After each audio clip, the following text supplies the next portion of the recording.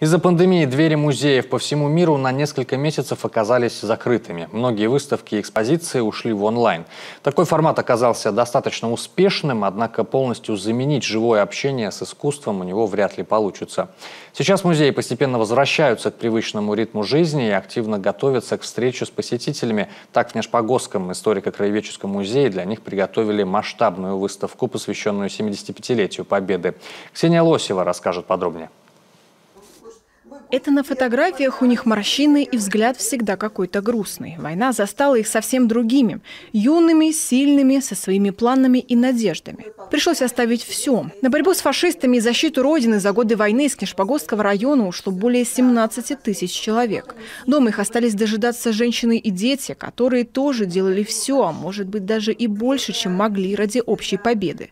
Железнодорожный район отправлял на нужды фронта и обороны лес, пиломатериалы, продовольствие и теплые вещи.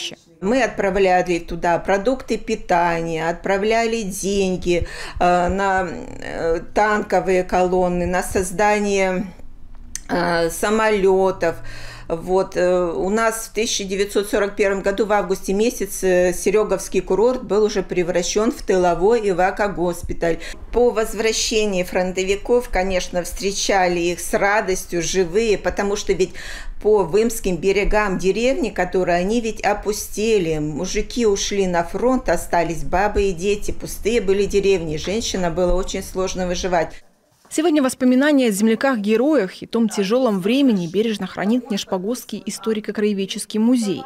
Здесь собраны разные предметы той эпохи. Особое место среди них занимает записная книжка неизвестного солдата. Радист вел заметки с 43-го года вплоть до Дня Победы. Такие простые и искренние строки из жизни здесь теперь читают посетителям. Для них же в этом году подготовили и еще одну фотовыставку. Через фотографии можно погрузиться очень глубоко, очень эмоционально, сильно в тот период, потому что сюжеты абсолютно разные. И некоторые сюжеты вот вызывали просто слезы, потому что там запечатлен миг такого трагизма, таких трагических событий, что просто затрагивают как бы за душу. 75 черно-белых фотоснимков военной эпохи. От проводов на самую страшную войну до водружения знамени Победы над Рейхстагом и долгожданного возвращения домой. Некоторые кадры раньше были доступны лишь работникам архива и военным специалистам. Но уже скоро увидеть их смогут все посетители музея. Им расскажут об истории, которая стоит за каждым снимком. Впрочем, таким фотографиям порой не нужны слова.